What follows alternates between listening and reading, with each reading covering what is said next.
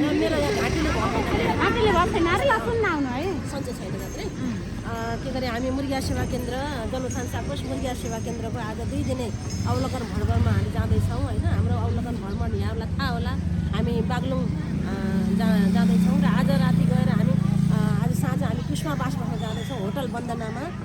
हामी 42 जनाको टिम छौँ, सम्पूर्ण सुरक्षित साथ होइन। एकदमै आफैलाई होइन अनुशासित भएर चढ्दा झर्दा यिनी कुराहरूलाई ख्याल राखेर आफ्ना साथीहरूलाई पनि ख्याल राखेर सबैले ध्यान दिनु होला। हामी म संयोजक लीला कुमारी थापाको यहाँहरूलाई सहकारी अभिवादन। साथै हाम्रो सुजिता साई म्याम कर्मचारी प्रमुख हुनुहुन्छ। कति जानुभयो सुजिता म्याम? परिचय भइदिन आउनुहोस् त यता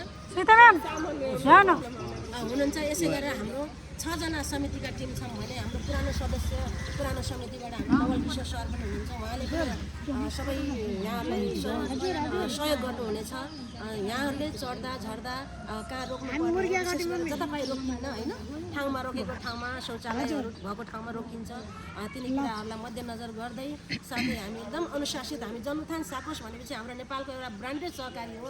हामीले यसको इज्जत बोकेर हामी हिँडिरहेका छौँ। यो कुरा सबैले ख्याल गर्नु होला। मैले धेरै कुरा होइन भनिराख्नु पर्दैन, यहाँहरू सबैलाई थाहा छ। हामी घरिघरि हामी बारम्बार हामी गइरहेका छौँ। कहिले तीर्थयात्रा जान्छौँ, कहिले अवलोकन भ्रमण जान्छौँ। यो हाम्रो वार्षिक कार्ययोजना अन्तर्गत पर्ने यो तीर्थयात्रा कार्यक्रम हो। यसमा सबैजनाले चान्स पाउनु भएको छैन। हाम्रा एकदमै के गरे अनुशासित कारोबारीहरू जसले ऋण कारोबार गर्नुभएको छ, समयमा किस्त बुझाउनु भएको छ, समयमा बचत बुझाउनु भएको छ, उहाँहरू सक्रिय हुनुहुन्छ। उहाँहरूलाई हामीले छनौट गरेर लाँदैछौँ भने फेरि अब यस्तै गरेर पालो पालो गर्दै लानेछौँ। अरूलाई पनि होइन, अरूको पनि चान्स पर्नेछ।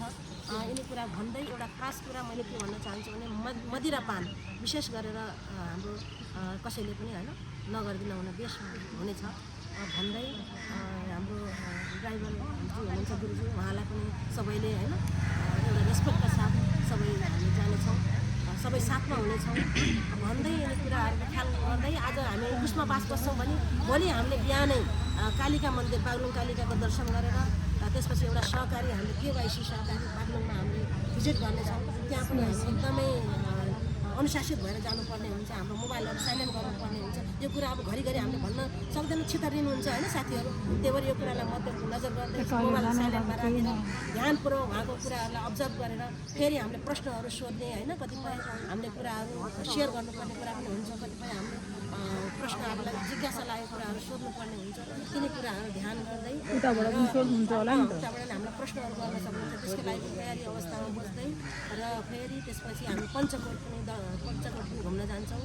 त्यसपछि फेरि एउटा 2 मुखे पुल छ भन्नुभएको छ होइन। म पनि गएको छैन, नयाँ छु। त्यो 2टा जिल्लालाई जोड्ने हो, त्यो हामी भिजिट गरेर त्यसपछि साँझ यात्रा हामी खानासाना खाएपछि हामी फेरि वापस हुन्छौँ। यो 2 दिने हाम्रो यात्रा सफल होस् होइन। हामी सबैको साथमा छौँ भन्दै शुभकामना व्यक्त गर्दै म आफ्ना भनाइलाई